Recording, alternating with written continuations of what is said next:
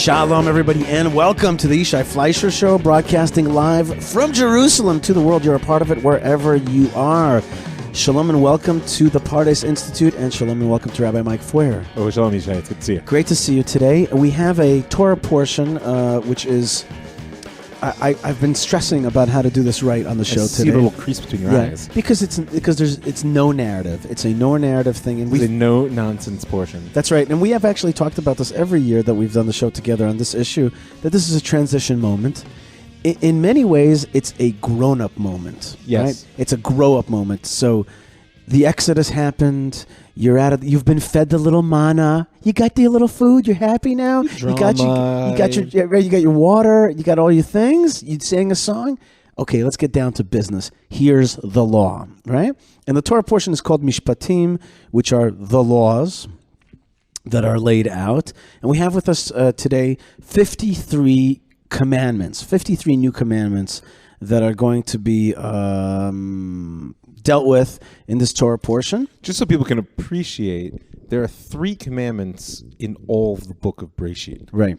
And we're not even halfway through the book of Shemot, and this 53 will bring us close to 100 that we've seen basically since God said, mark the new moon. Right. So this is a tremendous surge in the commanded relationship. Right. And what I meant by grow up is, okay, now I'm going to get to the real meat of the Torah. I gave you the light and fire show, right?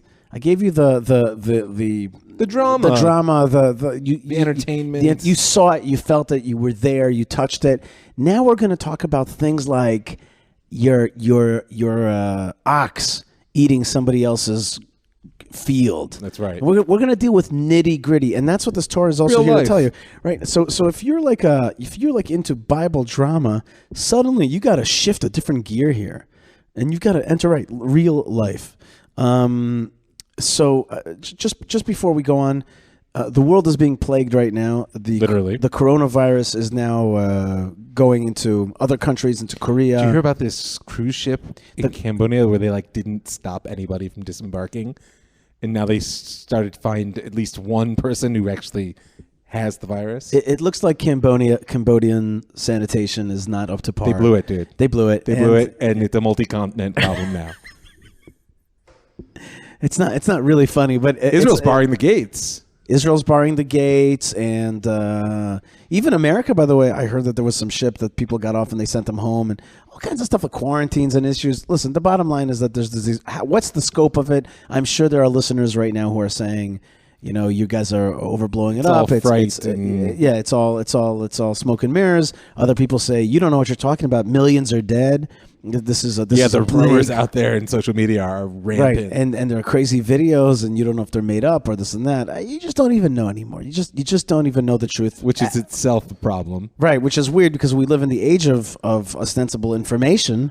Yeah, but once someone, I forget who said it. Someone once said to me that this was a long time ago too. Is that the internet is the closest approximation to a library of all the world's knowledge. The only problem is that all the books are on the floor and their covers have been torn off. Mm-hmm. Right? I mean, you don't really know. You can't really differentiate between truth and fiction on some level. Right. And also, as we talked about before the show, the Chinese government is also clamping down on real information. Notoriously, well known for their honesty and forthrightness. That's right.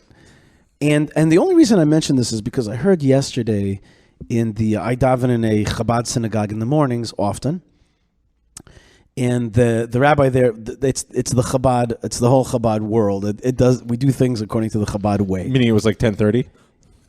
No, it was 9:45 when we start davening at about 8:40. Uh-huh. Okay, and I never did this. I changed my whole because that shul is downstairs for me. It's because the only shul that I feel good in. So I changed my whole life. I still wake up early. I just do work early, and then I take the kids, and then I go to shul. It's like a crazy thing. I know you daven very early. Yeah. Well. Daven is the Yiddish word for prayer. Pray, and we have the morning prayers. But in any case, the Chabad shul there has Chabad stuff, including they read from this compendium that they have called Hayom Yom.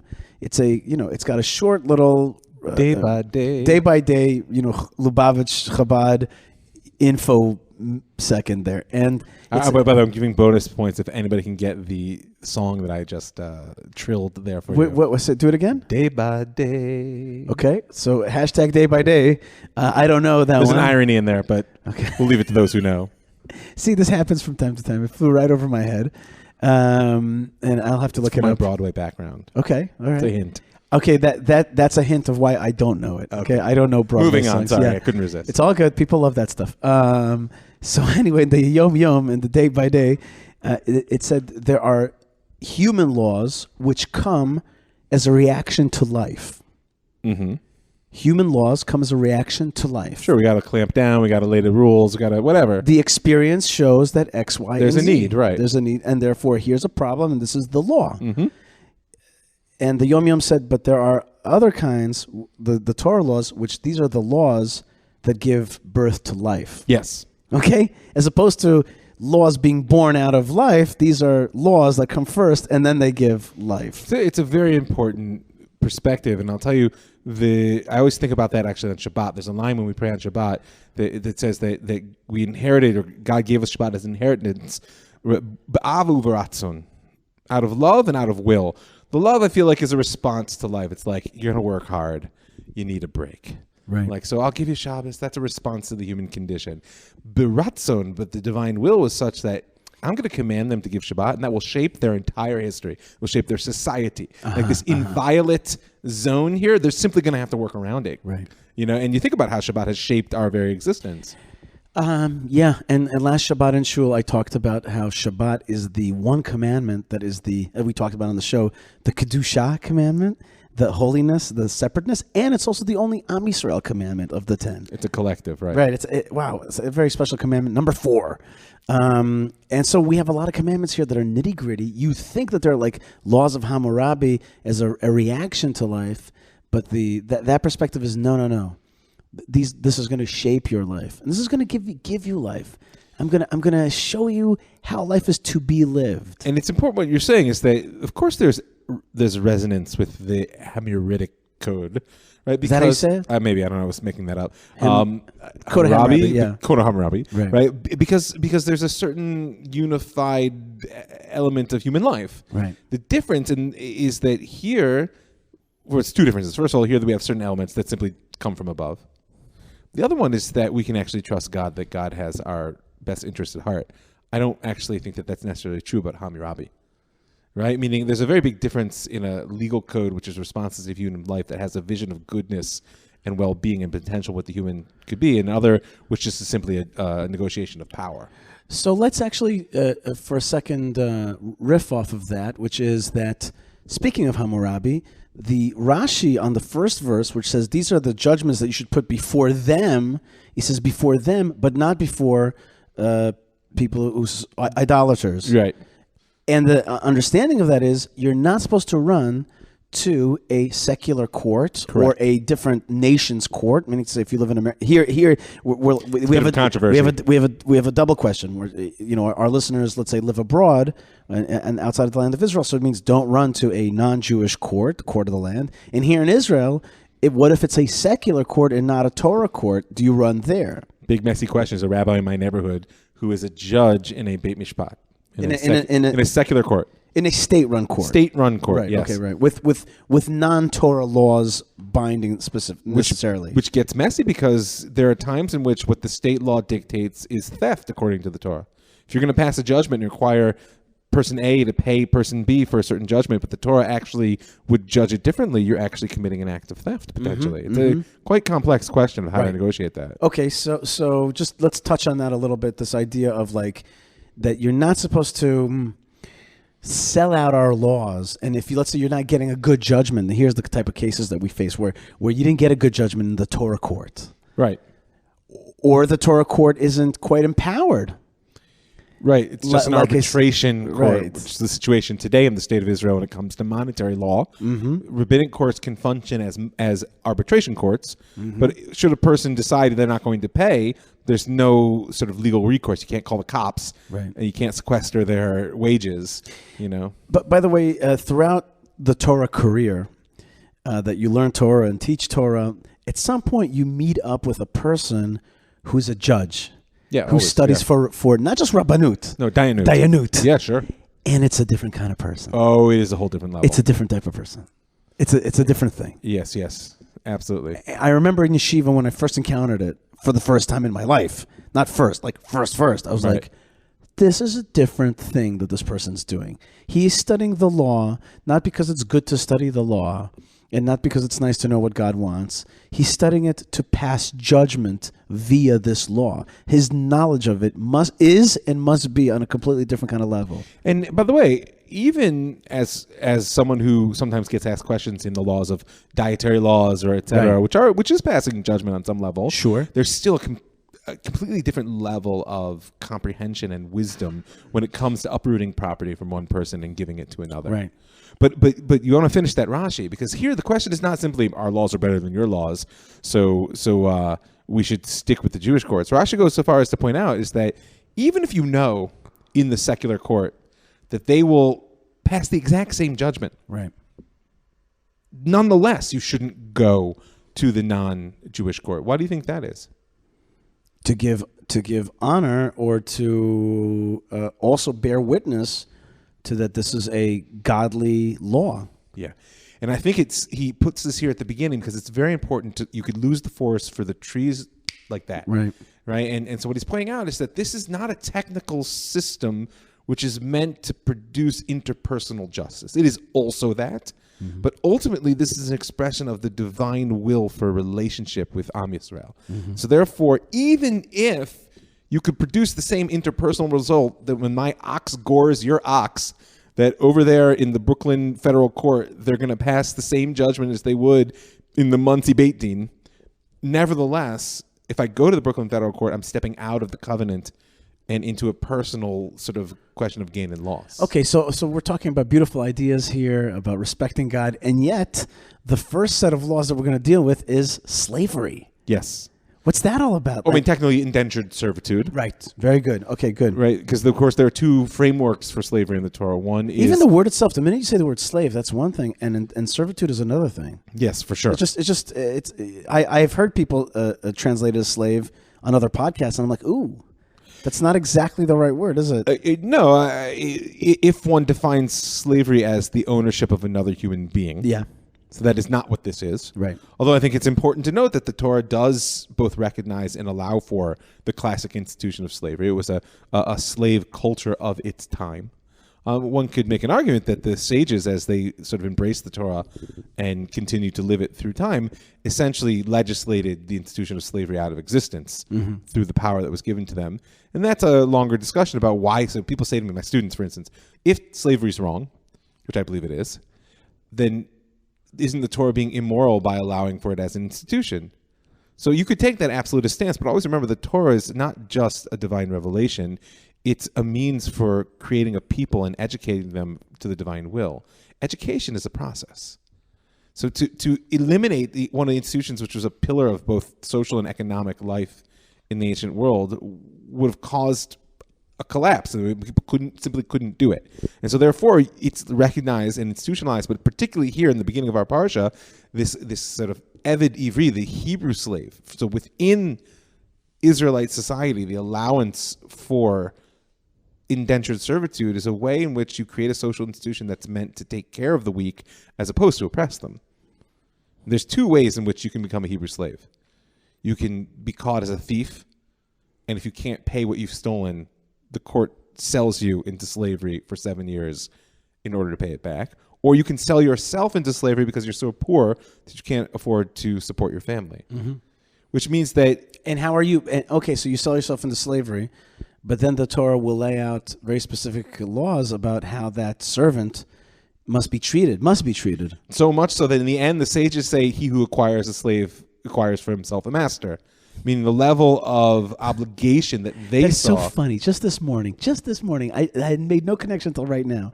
Just this morning, I heard the Ayelet Shaked, Knesset member Ayelet Shaked, former justice minister, talking about how foreign workers should not be given a pension. Why? Because they get a lot more money than they do in their other countries. But this system in which we are promising a pension for foreign workers is bankrupting the people who use them. And so these foreign workers are basically, it's an impossible situation that employers find themselves in. But it's the same thing, which is like you're buying it, you're getting a worker, but you're getting a master. Yeah, listen, under bad laws. There's a lot of tension there, and but the point that I was driving at is that the weakest of society here, there's an institution, which I'm not advocating for indentured servitude, but there's an institution which is meant to ensure that they stay within Am Yisrael and survive. Right. And by the by, as the verses say, that when this slave goes free, right, so too it says, if he came empty-handed, he leaves empty-handed. And if he was married, his wife goes out with him. So the Midrash asks, and Rashi brings, what, his wife? What, who mentioned his wife? You enslaved this guy. You didn't enslave his wife. So the answer to that is that if I have a Hebrew servant, I'm responsible for supporting his wife and children as well. Right. So what you see is there's a way in which this is a social insurance policy. Again, in the 21st century, we have other ways of doing such a thing. But don't undervalue the level of concern that the Torah is expressing for the integrity of Am Yisrael. Right. I mean, when you go to a supermarket and you see a mentally handicapped person working there, you feel good. Because you're like, wow, these guys hired this person, and that means, and I'm going to be nice to him, and we're all going to be nice to him because our society wants to make sure that this person isn't broken, isn't out of the picture completely. This is one of the parshiot you actually see the truth of that old saying that you know a society by the way it treats its most vulnerable. Mm-hmm. And that is a big topic in this parsha. We'll get to that in just a little bit. Let's go to the next thing, which is there's a kind of a servant who doesn't want to leave. He wants to continue to be. He feels that that's his lot in life. Sometimes it's good. I mean, he's being totally taken care of. If he's got a master who's kind to him, he's well insured. Right, but the Torah provides for that. But it seems to not quite like that. I mean, to say it happens, but then you have to take his ear to the doorpost and kind of put an earring in. And you put an awl through there. Right, you basically nail it through. Right. And the rabbis say, this ear that was meant to hear the call of freedom at Mount Sinai wanted to become enslaved. There's something kind of wrong with that. Because you become a servant to a servant. Servant to a servant, but and you're not just supposed to be a servant. You're also not supposed to go in that general direction. Well, you're a servant of God, not a servant to God. Right, but not servant of man. Right, you got freedom from man. We talked about it last week, from servitude to service. Right, that was the tagline last week, but.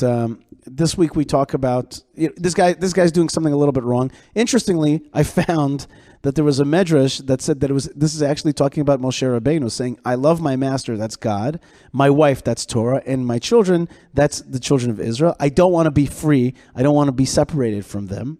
But God said to him, "Don't speak to me anymore about this. So do not ask repeatedly. So you can't ask what the servant asked in this case, which is, I want to stay and be a servant." Had God not blocked him from that, he would have gone into the land of Israel with them. Exactly.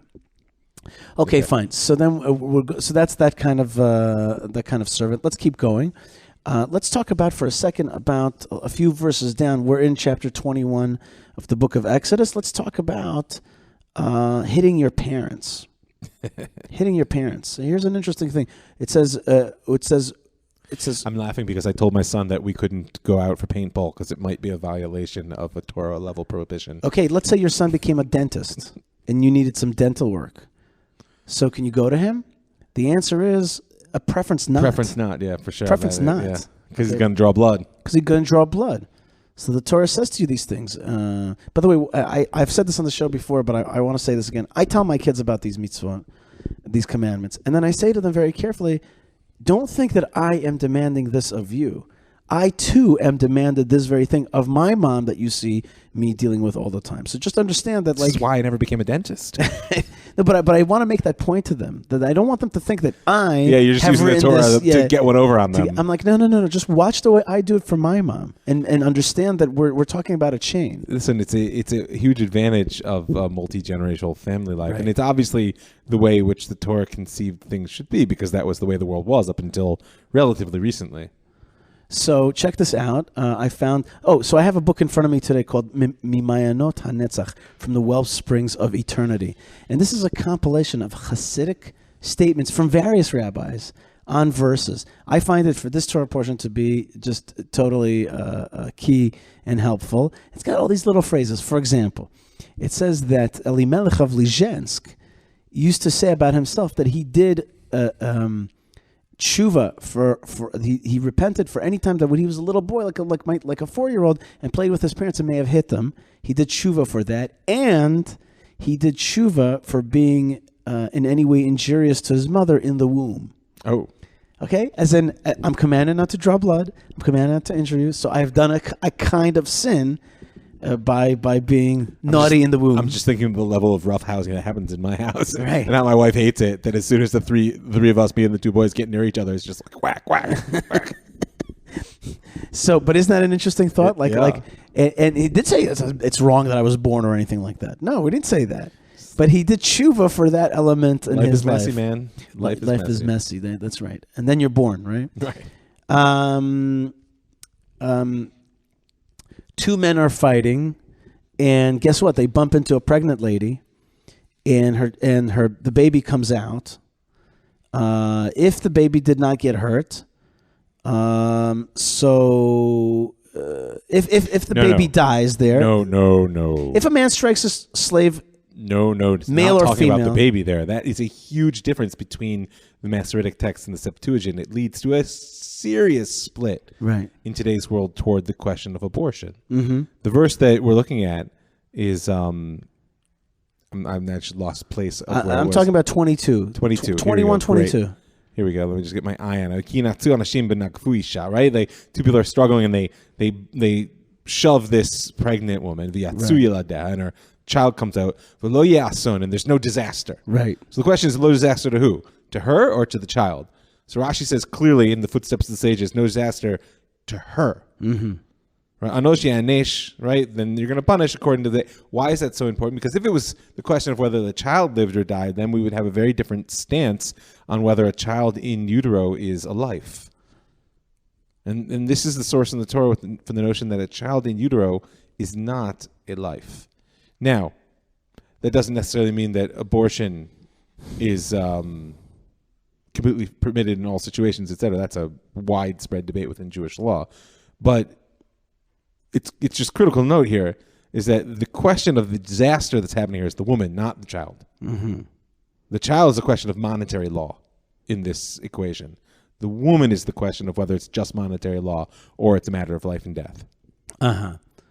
That is very interesting. But there is no fatality with the woman. Mm-hmm. Yeah. He shall surely be punished to pay the value of the fetus to the husband. Notice, value of the fetus. Mm-hmm. Because, and that's what Rashi explains, is that because we're in the laws of slavery, and also this is how you try to get a value there, that if a pregnant woman had been sold in the marketplace, you're going to pay a certain amount for her knowing that she's about to give birth.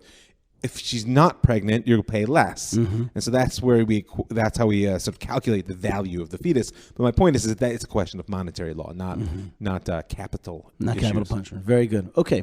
And then immediately after that, it says the famous verse, Ein tachat ein, eye for an eye, shen tachat shen, a tooth for a tooth, yad tachat yad, hand for a hand, regel tachat regel, a foot under a foot, or foot for a foot. Kviya tachat kviya, burn for a burn, petza tachat petza, an injury, a wound for a wound, chabura tachat chabura, bruise for bruise, right? So we understand that to mean, and you can understand how the rabbis get to this, which is this means monetary recompense, and you can understand that because it doesn't say anywhere to lash or anything like that. It doesn't say to hit or to do things. Right, it says the verse that's attached to it says you have to exact payment based on the reckoning. This is known in non-Jewish law as lex talanis, right? And it's one of those things where what's the word? I love these Latin words. I think it's lex talanis. You should probably Google that in case I'm being wrong in the middle of our show. But okay. I'm pretty sure I'm right. And it's one of the parallels that people like to draw between this and the Code of Hammurabi, because it also has the same notion. And what you said is very true, that it's the sages who teach us that this is not meant to be taken in the sense of poking another person's eye but out. I don't think the text says that. Well, that's exactly the point I'm driving at. Yeah. The old joke that without the oral law, we'd all be blind and toothless. Right. So the reality is it's not just this is not the sages with a sort of a later morality softening what they see to be the sort of harsh ancient Near East. No, they're dealing with a real question. They assume that the Torah wants justice. Right. And justice means that you pay what you have damaged. Now, there's no way of gaining equivalency between the pain of your loss of eye and the pain of my loss of eye. Not only because it's a subjective pain, but like, what if you're a sharpshooter and I don't know, I farm cucumbers? Like, the loss of my eye is far less than the loss of yours. So therefore, what they say is the only way to do that is through monetary estimation. Mm-hmm. So it must be the actual intention of the Torah and not some sort of projection of a later morality upon sort of the harsh Old Testament, as certain traditions like to say. And I want to add here that my father, Alav Shalom, said something to me that last week I actually found in the Baal Turim, said straight out. He said, look, what it really means is if you don't judge in this lower world in monetary, I will judge in the upper courts in karma. I will judge it as an eye for an eye. I mean, so if you take monetary value for the eye that's lost, if you make justice in this lower world, good, then justice is served. If you didn't do that, then right. Then things, and if it, like it says in Pirkei Avot, you drowned somebody, you yourself were drowned. Okay. Speaking of getting hurt, there's also getting healed. Just a few verses beforehand, it says if the guy that got hurt, we're not going to get into that case, but if he walked, the servant, I think, if he walked again, all you have to do is pay for his idleness and his cure. Verapo yirapeh. The rabbis understand that this is the place that teaches us that doctors are allowed to heal. Yeah. Doctors are allowed to heal. That's very obvious in our very modern, postmodern world. But I know that even not so long ago, and even in some sects around the world, healing is like, wait a minute, you got punished, you got hurt, that's from God. God will heal you, and that's it. And it's not just on that level.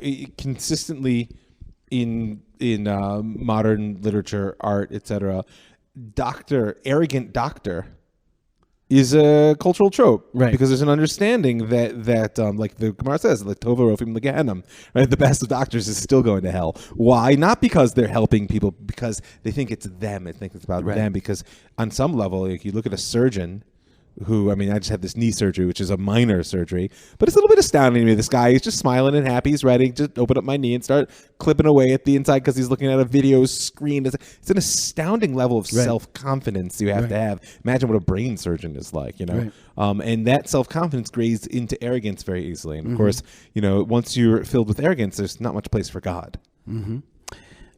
And I found here that in my book, the Gemara says, "Mikan shenitna reshut lerofeh lerapot." From here, we learned that the doctor is allowed to heal, and the Gra, where was it? Where was it? He said, that's right. Oh, so the Gra, the Gaon Mevilna, his sister's son was very ill, and he said, you have to trust in Hashem. And she said, but the doctor said he's going to die. And he said, they have no right to say that. What they have a right from the Torah is rapo yirapeh. You're allowed to heal. You can't pronounce. Right. You can heal. You are not allowed to pronounce. Give a prognosis of death. That's just not within your purview. That's interesting. Right. It's purple. You're a pet. That's what you're allowed to do. That's it. That's your purview. That's an interesting ethical question for a religious doctor. I find that most people get very annoyed when doctors give them a time frame. People don't like that. But today they really try not to do that, I think, mostly. And one of the listeners to this show, by the way, my good friend Dr. Brodsky, who recently is in the land of Israel. That's right. On an Aliyah kind of test. I met him. Yeah, he's great. Came to my dad's grocery share. That's right. That's awesome.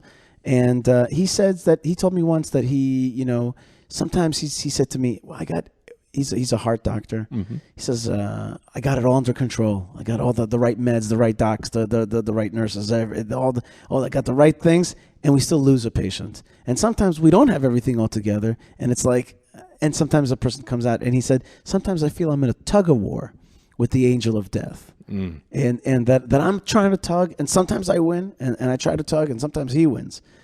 But that's very Jewish.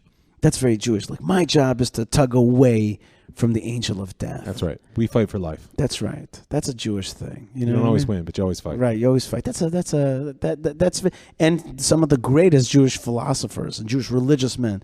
Best examples, of course, the Rambam and also Ramban, but the Rambam famously is a doctor. Almost every single one of them in the European world. Right. It was just a natural fit. Right. But not Rashi. He was a winemaker. He was a vintner. Well, yeah. you know. That's sure that also heals, right? I was to say, I'm sure that Rashi could do his fair bit of healing. Rashi's the best. Okay, let's go on. So, Rabbi Mike Feuer, we talked about the weak members of society before. We talked about the servants, the indentured servitude. There's also a large amount of discourse here about the widow, the orphan, and the stranger, and the stranger, the convert. Well, it could be a convert or a sojourner. Well, right? this line here, if I'm correct, what you're thinking of in chapter 22, line 20. Yeah. Okay. Right. Right. That you'll see here that the plain meaning of the word ger, even though we use it today as convert, in fact, according to our sages, most of the places it's used in the halachic language, it means convert. Here, it actually doesn't work. Because if it was convert, you should not oppress the convert because you were converts in Egypt. No, you were strangers. Right. Yes. Right. And that's why Rashi is almost forced to say that truth is that the meaning of ger, he says, right? Where is it here? Here it is. Adam shalom nolad be'oto medina. A ger, right? Kol lashon ger, everywhere the word ger appears, it means someone who wasn't born in that particular town or country. Rather,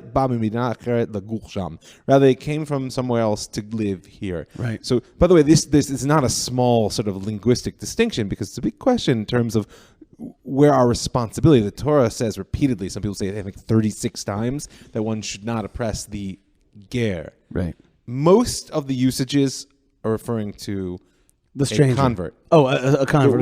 Like the halachic imperatives. A person who became a Jew. Yes. And then there's a question of why there needs to be a special sort of dispensation. Right. And just I learned this with the kids yesterday. You're not supposed to really remind a convert that he's a convert. You're not supposed to remind him of that. And you're not supposed to make a thing of that. He wants to be inside the people. But in here, we're talking about the stranger who's coming from a different place.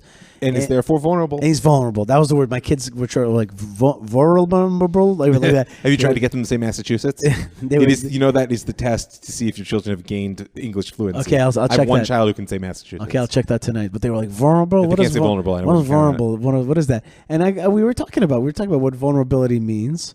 That whole issue. How would you say vulnerable in Hebrew?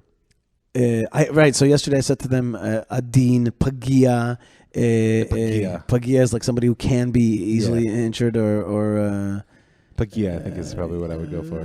But chalashim b'chevra, that's what you would say. Weak. But notice, I'm looking for the word. It says a lot whether there is a word or not. Right. So the Torah here lays out, instead of a word, it lays out the kind of people that you can understand that are like that, and so they're going to lump in the almana, the yitom, the orphan. So I saw here in the book that the compendium today of the Hasidic statements. There's this story about Rabbi Yisrael Misalant, who's not Hasidic. Well, I would say in a book of Chassidus. Right, it's not just Hasidic. I don't know if he would be happy being in a book of Chassidus. That's right.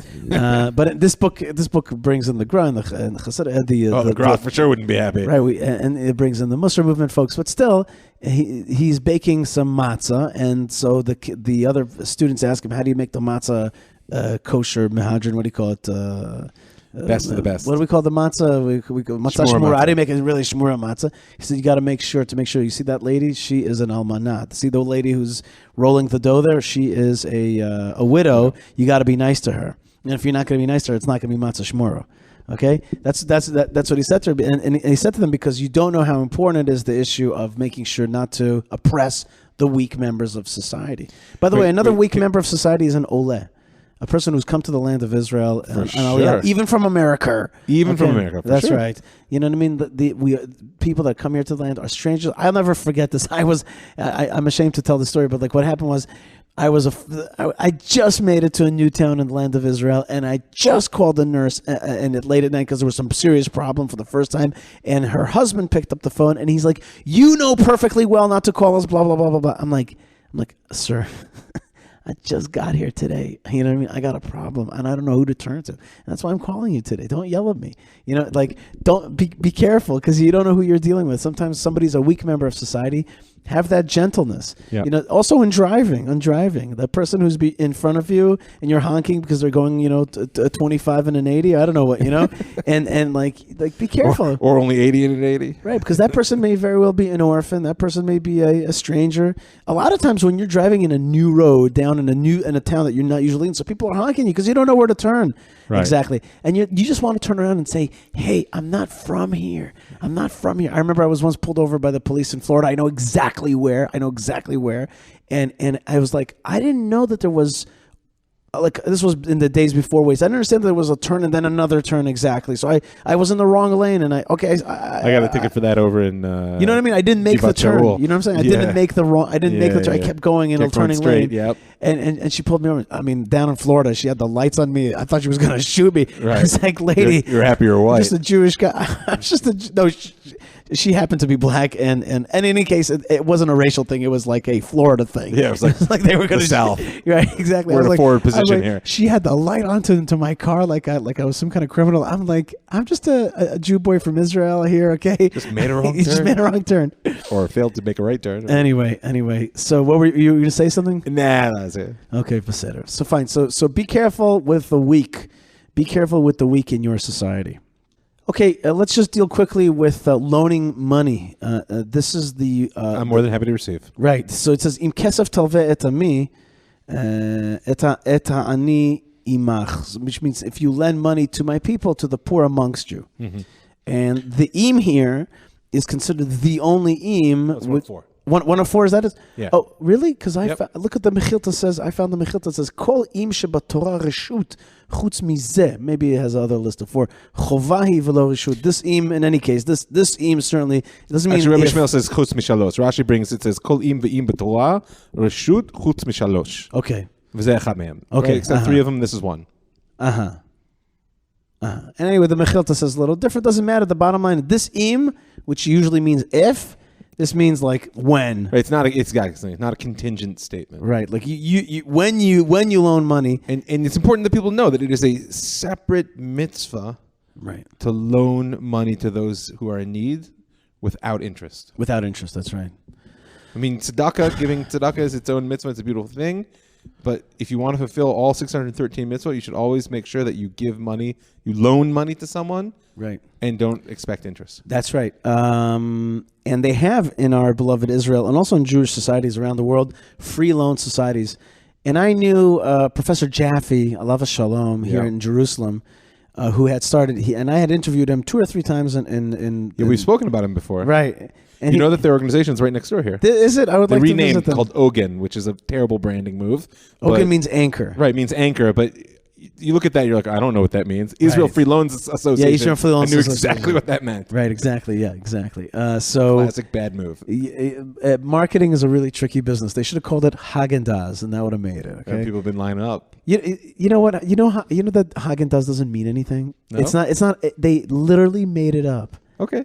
No, but like you have to be brilliant to do that. What does Farfennugen mean? That means the feeling that you get when you drive a Volkswagen. Farfennugen. It depends also which era, because there was a different Farfennugen in the 40s. Yeah, well, and it's just an all different. It was a different feeling of Volkswagen. You're in Auschwitz, so you're like, no, Farfennugen. No Auschwitz jokes. No Auschwitz jokes. Sorry. Poorly ventilated vehicles.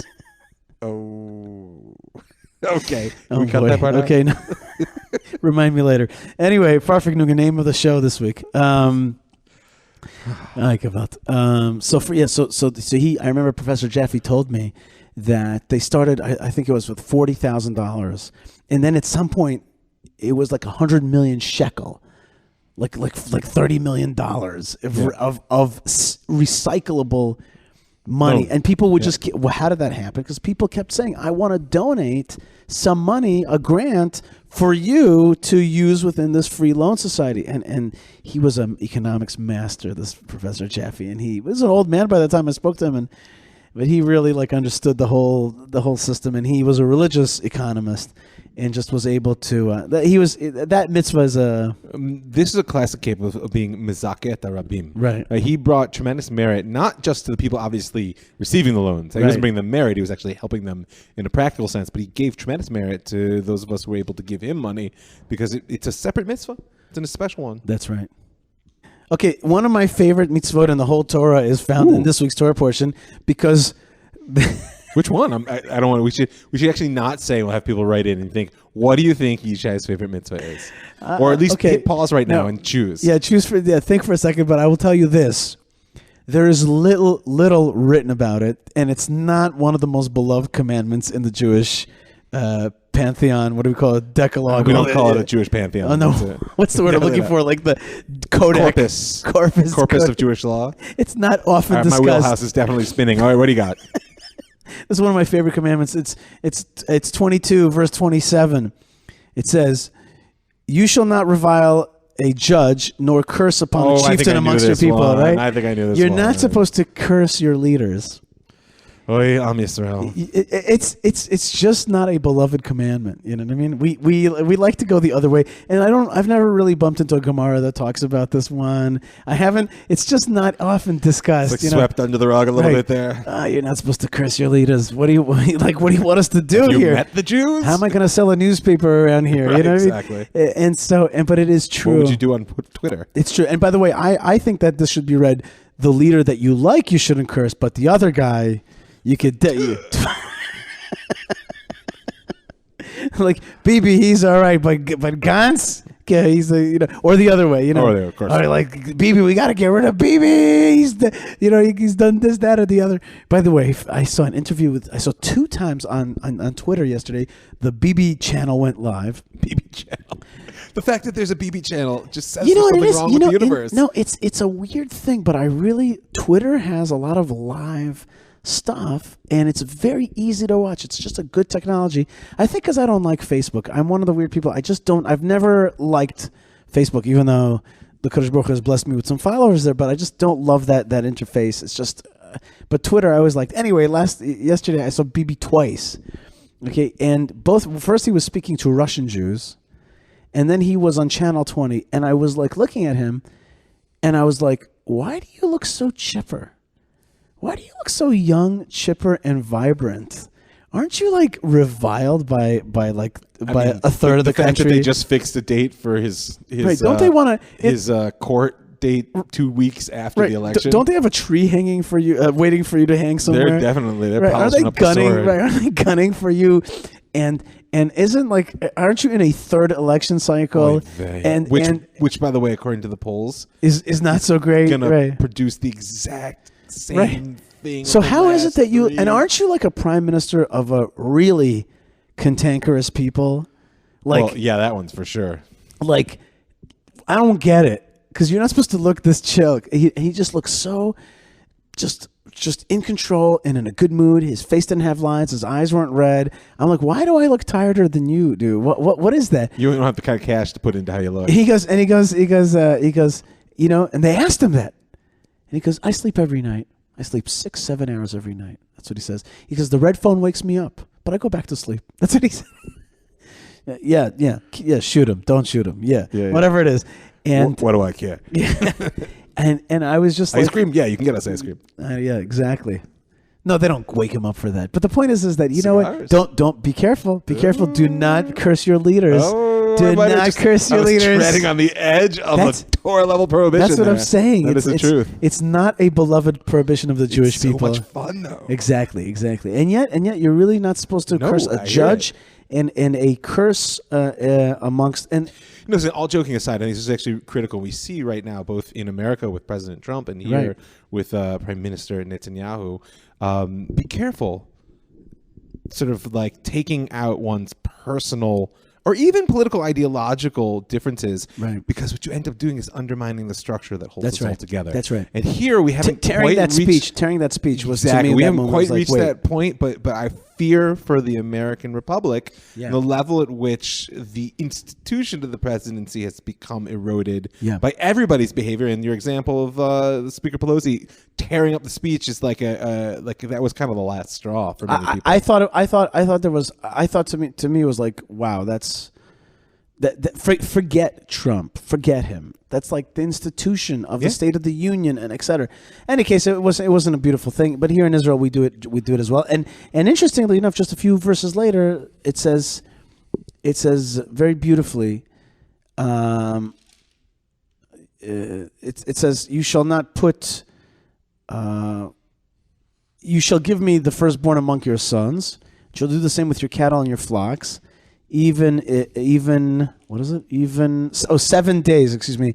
I'm reading from a small text here. 7 days it shall remain with its mother. On the 8th day you shall give it to me. Okay. Now we switched the firstborns for the dead of Egypt. Right, but and at the end they became the Kohanim, right? The Levites took their place in the divine service. Yeah, right. And that's why you have a Kohen do your Pidyon Ben, the redemption of the firstborn. Redemption of the firstborn. I was a firstborn. You're not. I am not. Right. And then it says, very interestingly, Ve'anshe Kodesh Tiyuli. Be to me a holy people. And along with that, and meat that is flesh torn by the beasts of the field, you shall cast it to the dogs. Be a holy people unto me. Don't eat meat that's like on the floor. Right. And it's such a powerful expression of the Torah's perspective on holiness in general, and in Parshat Mishpatim in particular, because we have a tendency in at least in English, and I think in a lot of Western culture, to think of holiness in very grandiose terms. Right. Right. Sort of very in Shabbat was a good example from last week. Very heavenly, societal, structural, grand terms. Here it's like, be a holy people. Don't eat meat that's dead in the fields. Right. Like, well, what's the Havamina? Like, why would I eat dead meat?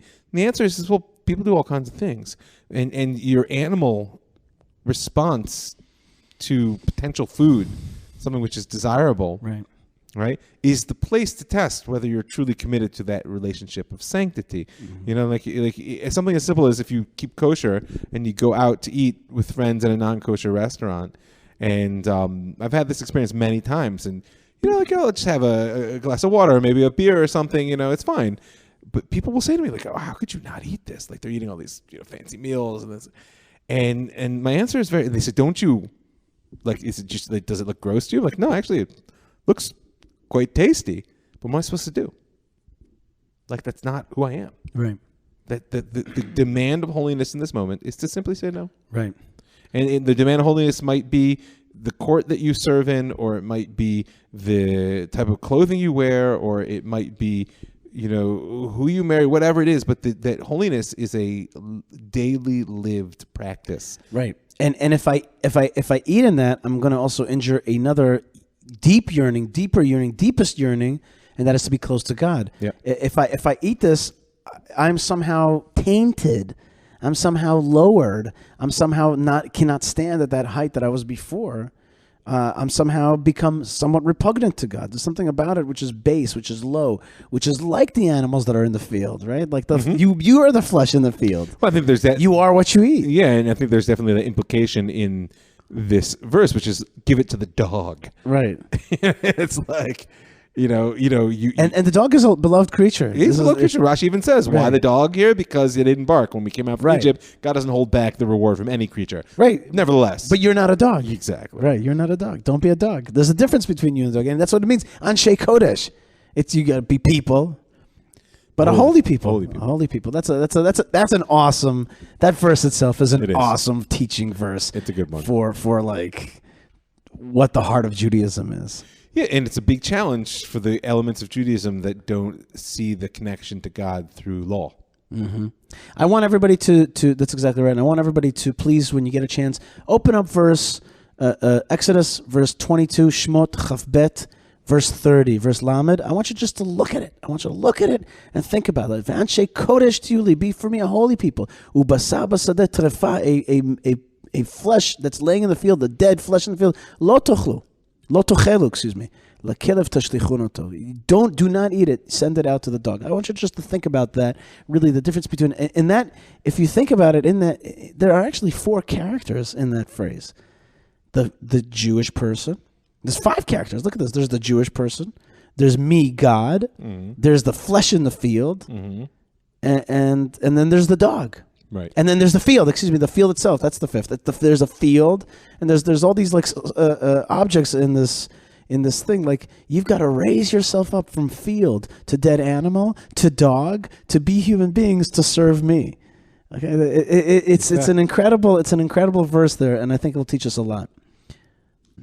Let's talk for a second about the donkey that your enemy, that your Jewish enemy is. The enemy donkey. The enemy donkey, but it doesn't mean your actual enemy. No, it doesn't mean your actual enemy. It means you're like your fellow Jew that you don't like. Right, the guy that the shul that you don't go to. You know, the guy that you. When the donkey wanders out of the shul you don't go to. That's right. You must bring him home. And let's say you see when you see the donkey of your enemy lying under its burden, and has a hard time getting up, you have to raise that donkey up. You have to help the donkey with that load. Do not use the bad word for donkey. Do not. You saw me bite my lips. That's right. Do not. Such a bad line just came into my head. Bad. No. Okay. Bad Mike, but it was funny. I want you to know it was funny. I'm sure it was, and they would have laughed. And I'm sorry that you would have to erase it. That's right. Show. And I'm sorry that I had to be an Anshe Kodesh. Okay. I just got chastised. Wait, so tell me about helping out a fellow with a load that he can't carry. On some level, this follows through from a bit of the morality that we saw in this line of Anshe Kodesh Yuli, right? Right. That the natural instinct when you see someone you don't like in a bad situation is to go, "Who sucks to be you?" and walk away. There is a German word for that. Yeah, Schadenfreude. Schadenfreude, was it? Something like that, yeah. The joy you take in seeing someone else's difficulties. I learned that word, by the way, when there was the French Intifada back in like 2002 or 2000, I think it was 2002. Right. When they were like rioting in the cities of France, and I was here during the second Intifada. I was like, oh, that must be very difficult for you. Can you look back at your press coverage of the last year? Anyway, that's when I learned the word. That's right. So anyway, meanwhile, here I think there is I don't know if it's natural, but it's an understandable social response. And the Torah says, no. You do what's right because it's right. Mm-hmm. And Davka, the person that you don't like, is the one that you need to train yourself to help in this situation. Right. Have compassion. Actually, I don't know that it's meant to be compassion. Mm-hmm. Maybe ideally you're supposed to get the compassion, but sometimes have compassion is an insufficient answer, because what if I don't have compassion? Do what's right because it's right, and maybe that will train you to be compassionate. I want to tell you something, Rabbi Mike. I have been working on a characteristic trait of mine recently. I'm not joking. I've been working on a thing inside. I started realizing that I wasn't judging people favorably. The little things. The little things. That's where they get you. Yeah. The little things. And I was like, oh, this guy doesn't want to write me back on WhatsApp. It's because he's a jerk. And I started really working on this. Like, he's just busy. I use my lawyer mind. Like I was going to say, it's helpful to tell people how you're doing that work. Yeah, I use a defense attorney in my head. I go, he's busy. He's doing a lot of great things. You know what? He's a really good person. He does great things for Am Yisrael. He happens to be really busy right now, or maybe I made him feel uncomfortable, or whatever it is, or maybe something's going on in his life that I don't know about, and I just like judge him favorably. The guy's not writing back to me. That's fine. Can I just point out that there's a very important process you just laid out for people in general for their inner life? First of all, you have to notice. At some point, you came to self-awareness of what you were doing. Yes. That's the first step. If you don't notice what's happening, you'll like get this whole emotional loop going, and you'll never know. Right. Number one. Number two, you have to sort of distance yourself. Like, I notice, and that's not true. Let's put it this way: I don't know that it's true. This guy didn't write me back because he's a jerk. Is that true? I actually don't know. Right. And if I don't know for sure, then comes step number 3 is I can substitute a more positive attitude. Right. Defense. Right. So that 3-step processing, notice, questioning the absolutism of your judgments, and then substituting a positive response is a trio that will get you very far. Right. there's maybe one more, which is, did you realize that thinking these bad thoughts about other people is bad for them, but it's really bad for you? So ultimately, your that's whole the inner self motivation. is bitter. Yes. And what the motivation is complex, because on the one hand, it's just a better thing for the world. It's also just, but like, why should I be? But there is a selfish aspect or a self-concerned aspect. Yeah, it's not selfish. Right. It's not selfish. It's actually the opposite of selfish. But it's like why should you live with this poison? Right, why should I live with this? Why should I keep thinking bad things? Absolutely. Let me think good things about people. And it's an active process at this point. Yes. So you have to actively think that. For sure. And but you can rewire. Right. It takes time, and it begins to rewire, but you have to just get used to it. I do a lot with people in counseling. I cannot say how huge it is, because it just changes your whole thingamabob, your whole thingamabob. The whole thingamabob changes inside, because you start to feel like this is a good world, and people are good. Yes. And also they don't owe me everything, and I'm not at the center of their life, et cetera, et cetera. It's a whole cascade. Tell you a little trick too. Yep. I'd be willing to bet, we don't have to go into your inner life right now, that we all see the world through the lens of ourselves. Mm-hmm. I wonder how much compassion and how much that defense lawyer is there for you when you think about yourself. You know, I think I'd be willing to bet that oftentimes we're judging yourself unfavorably in many situations as well. It's worth it to think about. That is worth to think about it, and I hope that everybody listening, takes a second to think to yourself, do you judge yourself harshly? Do you judge others harshly? Can you take one step towards, and that's what this donkey is about. If people want to work on it, I'll just do the shameless plug, and they can write me an email at Rav Mike at the Land of Israel, or you can shoot me a message on Facebook. It's a process that can be really worked through, and it can be a tremendous change in your life. It is. It's huge. It is humongous, and it just. I actually coupled it a little bit. It may sound funny, with a little bit less coffee, a lot less coffee in my life. All I meant to say is take the edge off. Yeah, that aggressive edge, a little bit more. I find I'm a much nicer person when I have coffee myself. Right? No, I understand that. I totally understand that. I've experienced it, in fact. There is a few more things that I want to hit here, but there's one specific. Just before we get to that, the Torah suddenly shifts gear again and gives us laws of the land of Israel. Yeah, it's a topsy-turvy structure here. Yeah, it's a topsy-turvy structure, and I'm sure like Rav Soloveitchik, he'll weave it all together. He does that kind of thing. That. But in this case, suddenly the Torah will say, okay, I gave you a lot of interpersonal laws between you and society. Let's talk social structure. Let's talk social structure. We're talking about the two things of the cycle, which is the 7-year cycle, the 7th year fallow, keeping the land fallow in the 7th year, the Sabbath of the land, and also the yearly cycle of the holidays, especially the 3 regalim, the 3 pilgrimage holidays, which you go up. Regalim, what a beautiful word! Like walking, the walking holidays, the foot holidays, where you go up to Yerushalayim, where you all actually, even if you live in Petach Tikva, you also make aliyah. The aliyah is to Yerushalayim 3 times a year. And if you're in Yerushalayim, the aliyah is to the Temple Mount. That's right. There's always an aliyah, a very important phrase. But then, at the very end of that discussion, where you would think would be a Sukkot, we'll talk about that maybe a different time, but where you would think it would talk about Sukkot, suddenly it says, Lo tevashel gdi b'chalev imo. Do not cook a kid in its mother's milk. Dun, dun, dun, dun, dun. It's like, what? Did you just say don't cook a kid in its mother? I didn't think about cooking a kid in my mother's milk. Funny, it never occurred to me. Never occurred to me. Do that. And the Rambam says that he found himself old manuscripts of idolatrous manuscripts of pagan worship, and it said, yeah, cook a kid in its mother's milk. It's the best. It's the best. Or this is the right time for it. It might be that it's a certain time. But according to Rambam, it's a certain rite that we're not supposed to do. On the other hand, our sages teach us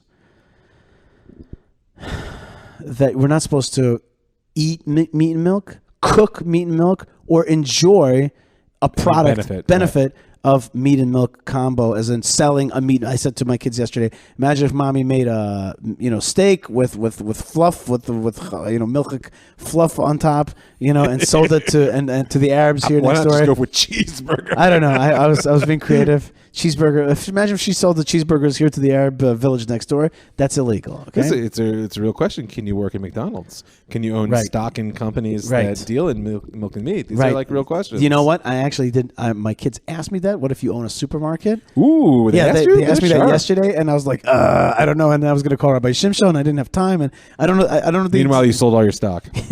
No, I think you do it. You do jointly with a Gentile, and if it's something where you have direct decision-making power, like owning a supermarket, you've got a real problem there. Right. If it's a matter of owning stock, since even though nominally as a stockholder you have a voice, in reality you have no control, so it's considered enough of a distance from it. Because the same question when it comes to chametz, by the way.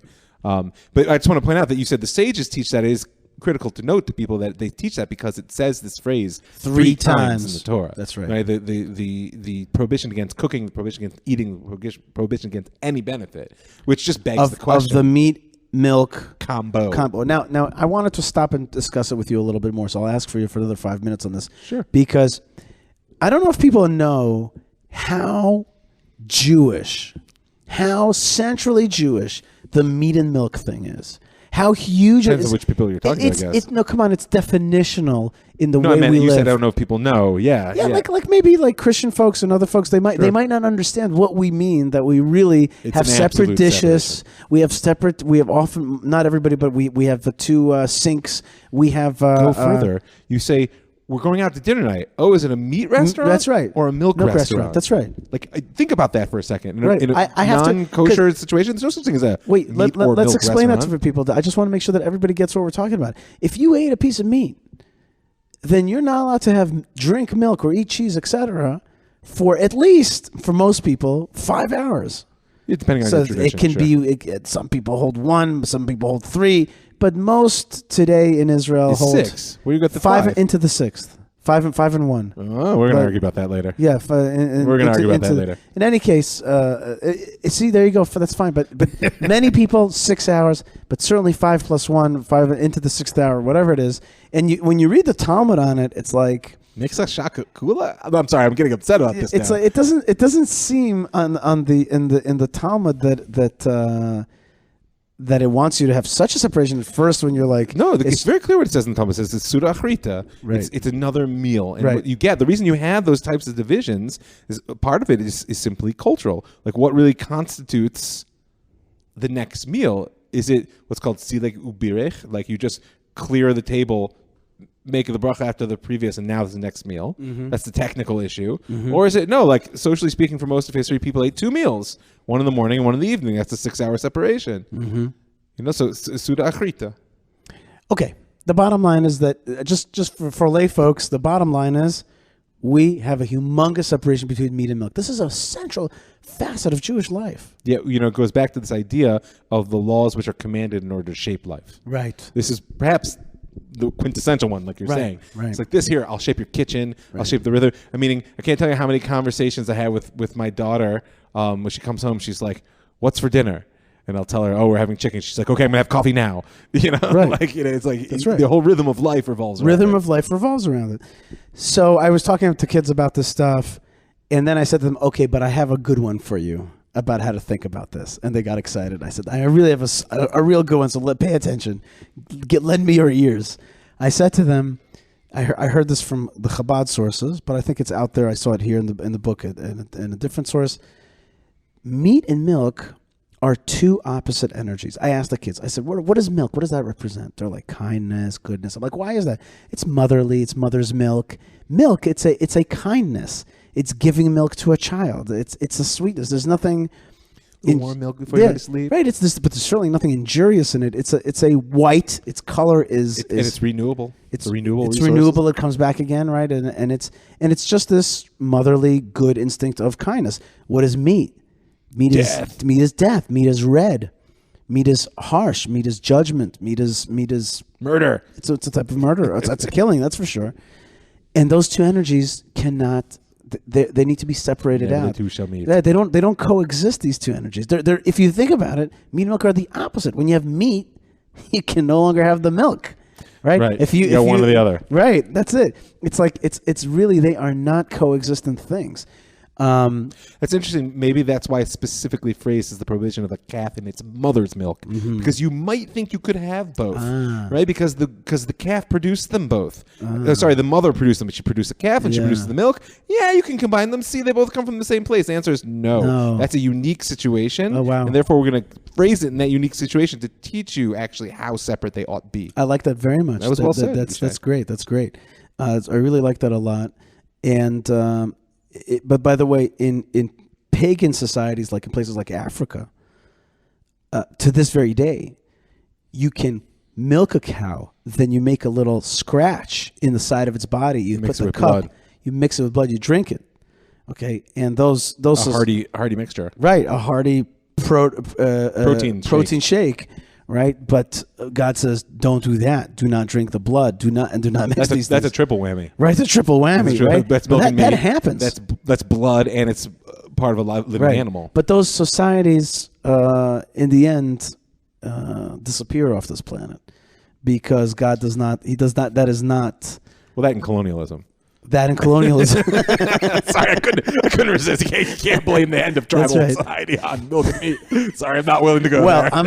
I'll say to you that colonialism came because of what empowers the colonialism. But in any ccase, so the Lubavitcher Rebbe adds one more interesting detail. He says Chesed and Gvura are not they cannot be homogenized in our time. He says, but in the time of the Revelation, in the Messianic period, they will be able to coexist. They will be able, and you will be able to have that cheeseburger in heaven. Because that's cheeseburger in paradise. Here on this world, why? Because you're not going to call the show Cheeseburger in Paradise. Cheeseburger in Paradise. That's a good name for a show. That's good. Trademarked. You might have a problem with it. Why is it? Oh my gosh! What? Hashtag Cheeseburger in Paradise. What are we talking about here? No. Hashtag Cheeseburger in Paradise. It flew over my head. Wait, can I call it Cheeseburger in Paradise, or is that going to be a problem? No, it's going to be a problem. This is not a good thing. I mean, it's a great thing, but it's trademarked. Trademarks. Sue me. Anyway. So that's the earlier part of the parsha. Right. That's right. That's intellectual property, by the way, is a theme that I am interested in general. I actually read a intellectual property little legal booklet from time to time, just to the halacha on it, or just law. The American law on it. It's just an interesting topic. It's a big discussion on halacha as well. Yeah, I'd like a book on that if you know one. If you know one. Think about a trademark and patent law, these things. Intellectual property, very interesting. Interesting, by the way, in Hebrew, intellectual property is called kinyan ruchani. Yeah. Spiritual property. Is that interesting? Okay, I'm really glad we talked about meat and milk. Let's just finish off by saying that the end of the parsha says, "I'm going to bring you into the land. Don't cut any deals with the people on the land. Don't sell it to anybody else. Don't sell it in perpetuity. The land is mine," right? Right. Don't allow them to stay in your land because they may cause you to go after them. You got to get rid of these 7 nations. You got to get rid of them from the land, and certainly don't cut any deals with them. Very big concern about cutting any deals with them. And also at the same time, even if it's the deal of the century. Even if it's the deal of the century, that's right. By the way, I think I said to you last week, like put up a picture, deal a century ago. That was a good deal, okay? A nice big land of Israel. But interestingly enough, it says, slowly shall I get rid of the nations from before you there. Slowly. Like that's the land be filled with Vildachayas. On the one hand, I don't know if the Vildachaya one is. Oh, yeah, there it is. That's right. I won't get rid of them in 1 year, because I don't want the land to be empty, and the animals will, right, the wild animals, Vildachayas will that's Yiddish, will kind of overcome you. Slowly but surely I'll get rid of them. I think what this means is, yes, there's miracles. Yes, I'm going to be with you. And yet, here's one of your favorite words, Rabbi Mike, there's process. Yeah. There's process here. And even the political rebirth of the Jewish people in the land of Israel, like, it's awesome, it's huge, and yet it's the process. Right, it's in process. Yes. So we are certainly in process. In the thick of it, man. All right, folks, you are listening to the Yishai Fleisher Show. Rabbi Mike Feuer joins me. Rabbi Mike can be found at his other show here, which is called The Jewish Story, also at his website, jewishstory.co. and also at Facebook, facebook.com/Rav Mike. And myself, Yishai at thelandofisrael.com. Oh, also Rav Mike at thelandofisrael.com, or myself, Yishai at thelandofisrael.com, or at YishaiFleisher.com, or Facebook.com/Yishai Fleisher. Same thing on Twitter, et cetera, et cetera. Social media, we are there. We are found there. And we are definitely in the process of learning the Torah and understanding how it applies to us in the life, especially here in the reborn land of Israel. Rabbi Mike, I want to wish you a Shabbat Shalom. Shabbat Shalom. God bless you. Thank you so much for going with us through this heavy Torah portion of Mishpatim. A certain weight has been lifted off me because I was nervous to do this right today. So I hope that everybody enjoyed it. Everybody sent me a hashtag. What is it? Cheeseburger in paradise. I certainly do not know what that's a reference to. There was another one back there too. I forgot what it was already. I don't remember. Day by day. Day by day. Was that the day by the song Day by Day? Yeah. Oh, that's a Broadway thing. I don't know anything about it. So let's see who can come up with the answers for that. And that's it. Malkah Fleisher is up next, locked and loaded. She's got a lot of great stories for you today. Really, we have great stories. We've been laughing that it didn't have to be a metaphor with Malkah. That's right. Malkah locked and loaded next. Stay tuned. More great stuff is on the way, and thank you for joining us here from Yerushalayim, Ir HaKodesh. God bless you and Shabbat Shalom. We'll be right back. Rabbi Mike, thanks again. Shalom.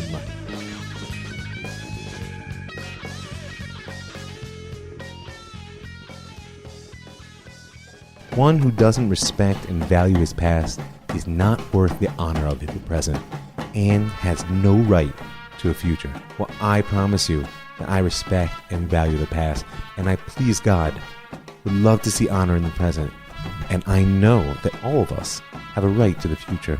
I'm Rav Mike Feuer, and this is the Jewish Story. Join Rav Mike Feuer for the best Jewish history podcast, The Jewish Story, on the Land of Israel Network at thelandofisrael.com.